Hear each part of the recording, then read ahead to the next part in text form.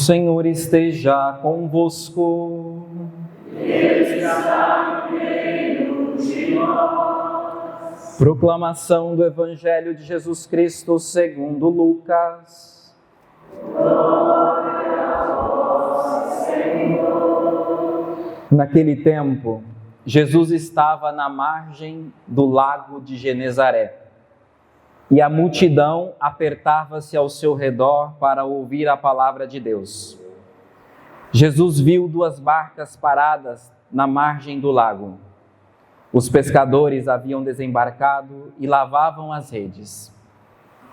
Subindo numa das barcas, que era de Simão, pediu que se afastasse um pouco da margem. Depois sentou-se e da barca ensinava as multidões. Quando acabou de falar, disse a Simão: avança para águas mais profundas e lançai vossas redes para a pesca. Simão respondeu: Mestre, nós trabalhamos a noite inteira e nada pescamos. Mas em atenção à tua palavra, vou lançar as redes. Assim fizeram e apanharam tamanha quantidade de peixes que as redes se rompiam. Então fizeram sinal aos companheiros da outra barca para que viessem ajudá-los. Eles vieram e encheram as 2 barcas a ponto de quase afundarem.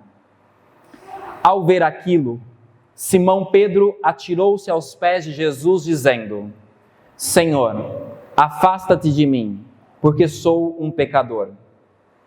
É que o espanto se apoderara de Simão e de todos os seus companheiros por causa da pesca que acabavam de fazer. Tiago e João, filhos de Zebedeu, que eram sócios de Simão, também ficaram espantados. Jesus, porém, disse a Simão: não tenhas medo, de hoje em diante tu serás pescador de homens. Então levaram as barcas para a margem, deixaram tudo e seguiram a Jesus. Palavra da salvação. Glória a vós, Senhor. Nós celebramos hoje o 5º domingo do tempo comum. E a liturgia da palavra, ela nos indica 3 pessoas, 3 experiências que querem ser para nós hoje uma referência e um convite para que também nós façamos a mesma experiência que eles fizeram.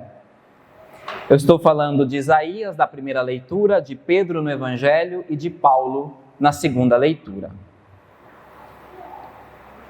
Comecemos por Isaías. Notem a cena, a experiência que Isaías está tendo de ver o Senhor. O Senhor estava sentado num trono de grande altura. Vamos exercitar a nossa imaginação. O Senhor estava sentado num trono de grande altura, e o seu manto estendia-se pelo templo, por todo o templo. Ao lado do Senhor, anjos, serafins, que constantemente dizem: Santo, Santo, Santo. Adoram a glória de Deus, o Deus vivo, que eles têm a oportunidade de ver. Essa experiência de ver a glória de Deus provocou em Isaías um sentimento de indignidade. Ele se sente impuro.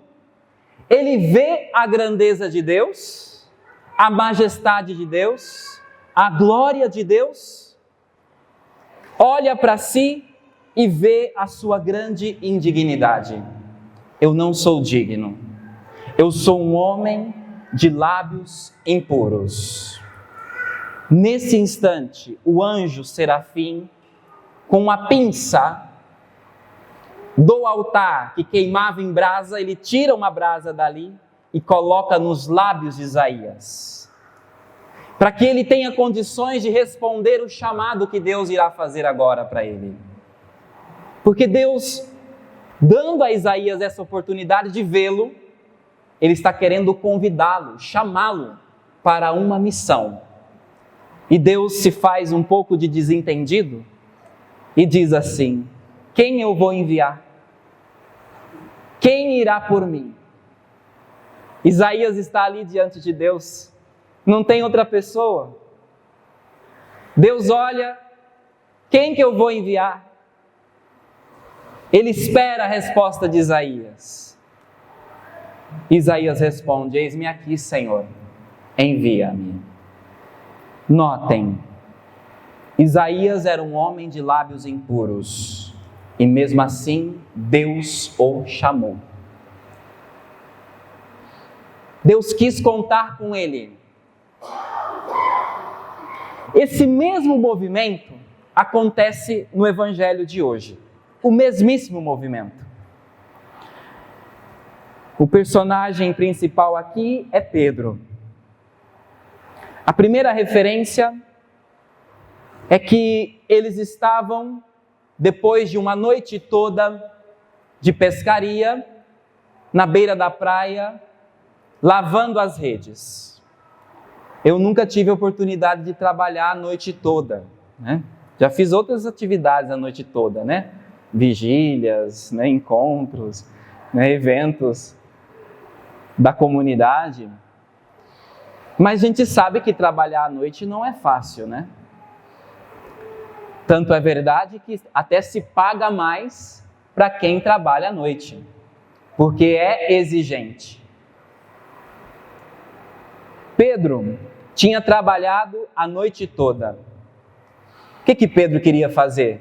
Naturalmente, descansar, dormir. Ele queria descansar.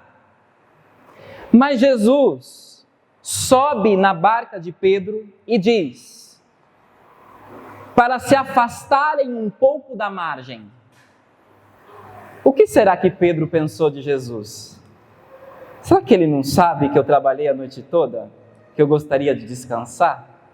Ele quer subir na minha barca? Por que ele não escolhe outra? Ele poderia ter falado muitas coisas ali. Por que ele não escolheu outra? Porque a minha barca. Estou cansado. Não pesquei nada. Ainda se tivesse pescado alguma coisa, né? Mas não tinha pescado absolutamente nada. Nosso Senhor quer fazer com Pedro uma experiência da glória de Deus. Por isso nosso Senhor diz para ele: afasta um pouco da terra. Aqui tem uma condição imprescindível para fazer a experiência de Deus. É preciso afastar um pouco da terra. É preciso sair da margem. É preciso se retirar um pouco. Vai para dentro do mar. Aqui nosso Senhor está fazendo com que Pedro se prepare para uma experiência profunda com Ele. Mas agora notem a diferença da experiência de Isaías. Lá em Isaías, Deus estava onde? Nas alturas. Distante. Longe. Isaías vê Deus de longe. Deus aqui está dentro da barca de Pedro. Está perto. Está próximo. Ele se encarnou. Ele assumiu a nossa humanidade. Deus não está lá distante, não. Agora nós podemos tocá-lo, nós podemos vê-lo de pertinho, nós podemos ter intimidade com Ele, nós podemos criar relacionamento com Ele. Não é um Deus distante, é Deus próximo. Ele está dentro da barca de Pedro. Pedro está extasiado, exausto, mas ele obedece, né? Ele obedece. Depois do ensinamento de Jesus, Jesus diz para Pedro: Pedro, lança a rede novamente. Notem uma coisa importante: Pedro era um pescador experiente. Ele tinha uma empresa de pescaria. Vocês notaram aqui? E no final fala que ele era sócio de Tiago e João. Era uma empresa de sociedade. Era alguém bem-sucedido, que sabia o que estava fazendo. Ele sabia, mas ele decide escutar um carpinteiro, que não entende nada de pesca. Mas ele escuta, ele obedece, ele não procura desculpas para não ouvir a voz de Jesus, ele não procura desculpas, ele não se esconde, ele escuta e colhe o fruto da obediência. O fruto da obediência foi a grande manifestação do poder de Deus. E ao ver aquela manifestação, o que ele faz? O mesmo movimento de Isaías. Senhor, eu sou um pecador. Isaías disse, eu tenho lábios impuros, Senhor. Pedro diz, eu sou um pecador, afasta-se de mim. E mesmo assim, Jesus o chamou. Pedro, a partir de agora, você será pescador de homens. Você será pescador de homens. Pedro e os demais deixam tudo. Tudo. Deixa o trabalho, deixa a família, deixa o emprego, a profissão, a empresa. Deixa tudo para seguir Jesus. Agora notem que São Paulo fez a mesmíssima experiência que esses dois, que Isaías e Pedro. A mesmíssima. Paulo, quando ele viu a glória de Deus, ele descreve na leitura de hoje que essa experiência foi na vida dele como um abortivo. Abortivo. Mas antes, ele na verdade está fazendo está testemunhando o efeito da visão de Jesus ressuscitado. Então ele diz, Jesus apareceu primeiro para os 12, apareceu, os 12 viram Jesus. Depois apareceu para mais de 500 pessoas de uma só vez. Depois apareceu para Tiago. E por último apareceu para mim como um abortivo. Ou seja, a experiência que Paulo faz de Jesus é uma experiência de morte. De homem velho nasce um homem novo. Morre o Saulo, e nasce o Saulo, o chamado por Deus. Mas veja, não foi descrito aqui, mas nós sabemos que a experiência que Paulo teve de Jesus foi tão intensa que ele ficou cego fisicamente. Ele ficou cego, de tão grande era a glória e a luz de Cristo que irradiou na vida dele. Depois Deus envia Ananias para que ele possa recobrar a vista. Mas o fato é que ele viu a glória de Deus e fez uma experiência de renascimento, de vida nova.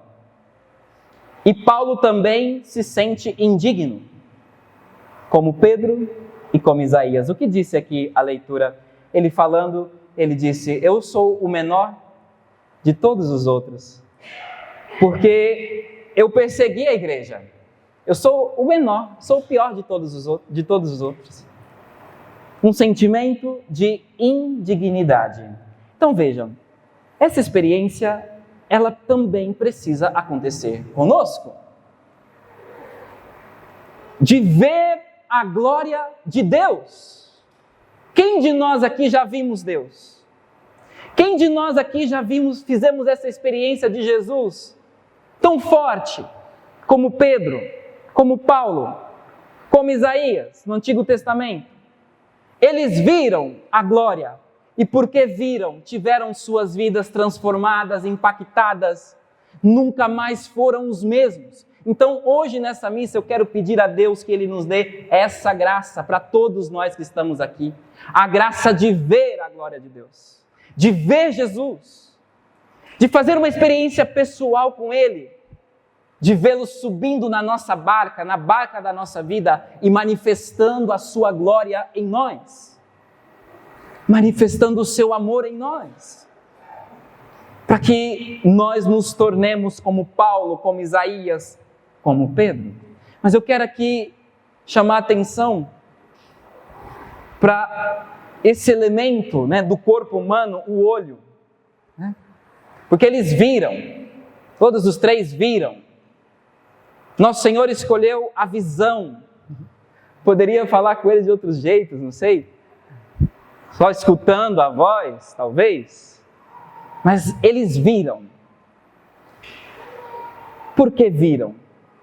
O olho, meus irmãos e minhas irmãs, é uma das partes mais importantes do corpo humano, né? Existe uma ciência que estuda a íris do olho, né? Se chama iridologia. Porque pela íris do olho, pela medicina alternativa, é possível ter um diagnóstico do corpo inteiro da pessoa. É possível ver a pessoa inteirinha pela íris dos olhos. O olho revela a pessoa. Os nossos celulares hoje, eles são protegidos, né? Pela íris dos nossos olhos. Muitos deles desbloqueiam pelos olhos, porque não tem nenhuma íris na face da terra como a minha, como a sua. É única, né? Não tem uma igual. O olho revela a pessoa. Pelo olhar, a gente identifica se a pessoa está alegre, se a pessoa está triste, se a pessoa está aflita, está angustiada. O olhar revela quem é o outro, né? Ontem eu tive a oportunidade de celebrar uma boda de ouro, 50 anos do casal. E aí eu já sabia que eu ia falar isso, né? Aí antes da missa começar, eu fui lá e perguntei a eles, né? Vocês se lembram o dia que vocês se viram pela primeira vez? Aí a senhora falou assim, claro que eu lembro. Foi num parque de diversões, há 55 anos atrás. Aí o marido falou assim, é impossível esquecer esse dia, padre. O olhar, ele muda tudo. Tudo. Pelo olhar se escolhe a pessoa com quem você vai viver o resto da vida. Pelo olhar também se trai, desvia do caminho. O olhar, Jesus decide entrar pelo olhar, porque Ele quer ter um encontro conosco inteiramente. Porque pelo olhar Ele tem acesso a tudo em nós, tudo, tudo. Ele olhou para Pedro, Ele olhou para Paulo, Ele está olhando para nós hoje. Ele está olhando para nós. Meus irmãos e minhas irmãs, essa experiência de ver o Senhor precisa provocar em nós um desejo apostólico. E aqui, independente se você é missionário ou não, todos nós, cristãos batizados, somos chamados a ser pescadores de outros homens.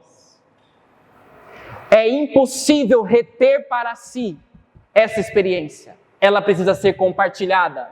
Ela precisa ser distribuída. São Paulo, e aqui eu concluo, né? Ele disse que a prova de que a experiência dele é verdadeira foi que essa graça não foi estéril na vida dele. Ele trabalha para que outros, e ele diz, não propriamente eu, mas a graça de Deus comigo, trabalha para que outros façam essa experiência também. Então, você sai daqui hoje com uma missão, com uma experiência e com uma missão de ser apóstolo, de ser pescador de outros homens. de anunciar a palavra de Deus, o amor de Deus, onde quer que você esteja, lá no seu local de trabalho, entre os seus parentes, nos seus vizinhos, que esse espírito apostólico esteja aqui nos nossos corações. Eu quero dizer uma última palavra para a Andreina e para o Manuel. Eles estão sendo enviados hoje para a nossa missão no norte do país, né? A Andreina vai para Santa Rosa do Purus, no Acre, e o Manuel vai para Rio Branco, no Acre. Vão essa semana. Essa é a missa de envio deles. Quero dizer para vocês que lá na missão vai ter momentos que vocês vão querer vir embora. Que a cruz vai pesar. Porque isso aconteceu com Pedro também. Vai ter momentos que vocês vão querer desistir. Voltar a pescar.